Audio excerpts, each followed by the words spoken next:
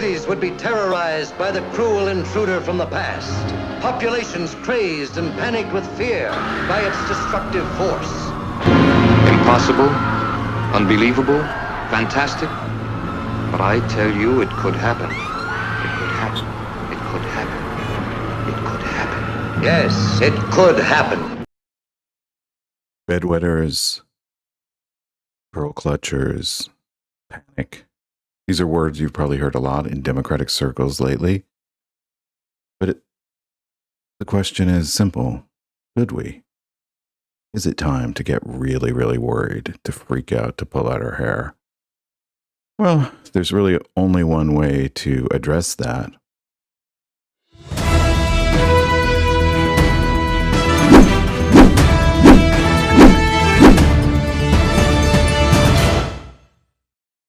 Yes, it's the first week mostly weekly look at the numbers in the 2024 election. And we want this to be more than just horse race coverage. We want to go a little bit deeper. We have people here who really understand polling and presidential races, and we want to give deeper insight than you're usually hearing from the mainstream media and from your usual websites and so forth. So the best thing to do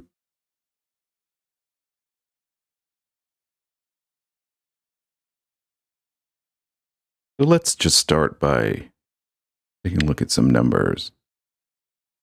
And before we dive into the general election, let's just look at the state of the GOP South Carolina race. And there hasn't been a lot of polling since New Hampshire. Of course, there have been two contests in this race so far, the Iowa caucus and the New Hampshire primary.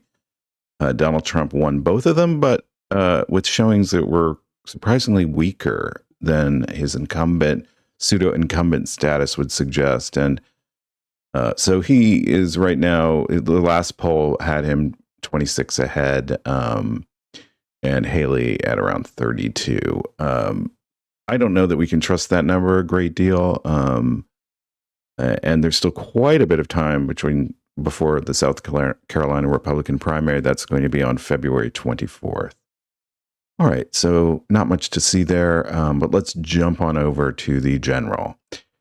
And here we've got, this is a Real Clear Politics website, which is a Republican-leaning website, but they do a really good job of aggregating polling, and as long as you know that going in, you can make the necessary adjustments. These are all the real polls. They're not playing around with that, so it's a very good site. We've been all using it for years and years and years, and I'm sure you're aware of it. And if you're not, here it is.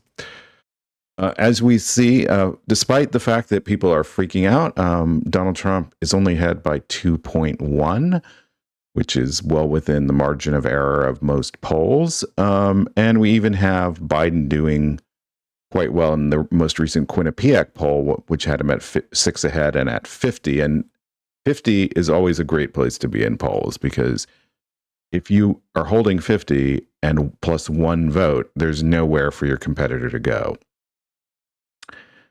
One of the things that's important when you're looking at aggregate sites like this is not to just look at these numbers and these names, but to dive a little deeper. So let's do that as an example. We're going to do much more of this in the weeks and months ahead, but let's just look at one to show you what you might do when looking at polling sites. Let's see what poll has Biden doing the worst. Let's look at that. Okay, yeah, I think this one, 38. This is Reuters Ipsos. So we'll dive in there and look at that. Okay, so this is a lot less information than you usually get. You usually get crosstabs and fairly detailed information, but we do have something here to look at. So let's see what we got here. All right, so they have a category. They have the numbers we saw on the website, 38 and 43. And then they have some other numbers here, some other candidates. So that's all they were looking at in this question. That's all they were asking people. Do they support some other candidate? So that could mean almost anything. That could mean in the primaries and so forth. So that number, that's a large number. So I wouldn't take that as a hard and fast number, even for the time of this polling. And then we go down, I wouldn't vote. That's an interesting number. Again, not a question usually asked, but something to consider. And then we come down to the number that we want to look at. Now, this early in polling, they tend to allow quite a bit of undecideds. And here it's called don't know, but basically that's an undecided and 6% there. Now, one of the things you want to do, you want to think about with undecideds is that's a pool of voters. So, if you won all of those and you added that to Biden's 38 here, you'd get to 54 and you'd be ahead of Trump. But there's also this 8%, which is interesting, and you have this 4%. So there's a lot of numbers here suggesting there's room for Biden's number to grow, even if this is an accurate number. The way this question is set up, it's a binary, but then they also allowed for this other candidate. So it's not the greatest idea, methodology for polling, but there you go. Let's go back here. Again, let's look at something else they give us, which is very nice. Here they go, this day in history. So here we see where Biden was in 2020, on February 5th, 2020. And he was doing very well. He had a aggregate of 5.4 points ahead, 5.4% ahead. And then we look at Hillary Clinton in 2016, and she was ahead 4 points. And that's, as we know, that's not how the race turned out. Biden actually did better than this. He got I think 7.2%. Well, we can just look at that by clicking this, I believe.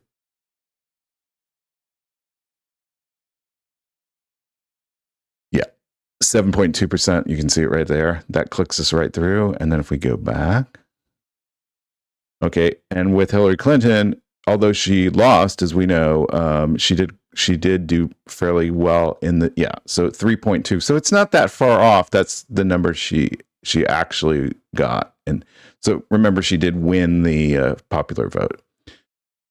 Another area we want to look at is a similar election to this one, when a Democrat was running for re-election. And in that situation here, we're looking at Romney versus Obama. And this is right before the election. And you can see that the polling wasn't good in that election, right? You've got Obama only had by 0.7. And here you've got the actual results were 3.9. Now let's go back to the time of year we're at. And let's see what we got. Okay.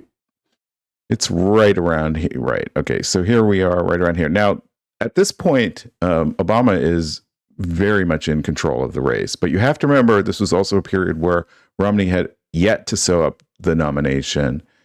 And even then, here's one poll where he's ahead. And these are maybe, you get Obama plus 10, but you start to have a few where it's closing down.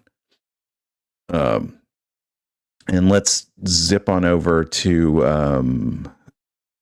this is 1996. Now, in 1996, that was Bill Clinton versus Dole, and that was Bill Clinton running for re-election. And he held on to that race pretty strongly throughout the race. But you see here in early January, Dole managed to pull ahead a little bit in this poll. 46 Clinton, 49 Dole. And if we go to this listing of the Gallup poll, which used to be a super reliable poll, and I think even into the 90s it was fairly good. It hasn't been good recently, but it was like the benchmark of polling for decades and decades and decades. And here we go. Here we go. They didn't do a poll in February. I'm not entirely sure why that was, but you can see here Clinton's numbers were very strong throughout that race. even, the number that shifted the most, really, it was Perot, who started fairly strong and then kind of faded in the stretch there.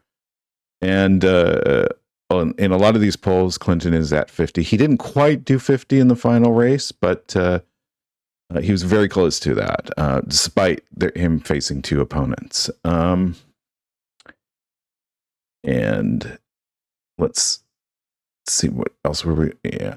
Okay, so that just about covers the numbers at the detail I want to. In weeks ahead, we're going to do much more in-depth coverage, and we'll look at individual polling in greater detail.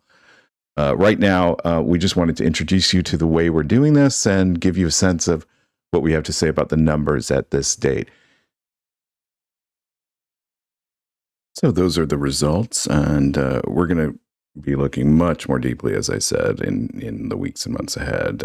But we wanted to give you a sense of the way we approach this. And another thing we thought you'd like to see might cheer you up a little bit before you go, and that is this. It is official, and it probably has been for a couple minutes, but the check mark means our decision desk has called the South Carolina Democratic primary for the incumbent president, Joe Biden. NBC News is projecting that he will win the South Carolina Democratic primary. You probably don't need me to tell you that with numbers like this, but again, about 6% in statewide. You just see we will continue to get counties like this on the board, and we'll, I think at this point it's just a question of margin. It's a question of what you can read into turnout, if you can read anything at all. But the numbers tell the story, Eamon. All right, our thanks to Steve Kornacki for that. And as we just said there, Joe Biden, the president, the incumbent president, is the projected winner of the Democratic primary in South Carolina. Steve, we'll touch base with you in a little bit. Yeah, so there you go, a very significant win for Joe Biden. And let's take a look at the actual results there, as they've counted basically all of the votes, 99% in. And you see there 96.2, and a fairly substantial number of votes, given that this is a basically uncontested race. But people had a chance to turn out and voice their disappointment. There were other candidates they could do this under, and they did not. And I think this is indicative of where the Biden campaign is, and the thing that we can count on from them is they deliver when they need to, and they deliver in the basic ways. They got this significant win here, showing real dominance, something that Donald Trump is not showing, despite the way the press is covering him and the way he talks about himself.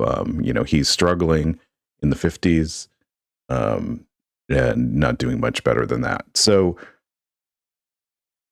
that's about it for this video. As I said, we're going to dive a little deeper in future videos and look at crosstabs and all that fun stuff. But for now, we just thought we'd give you a quick introduction to what we're doing.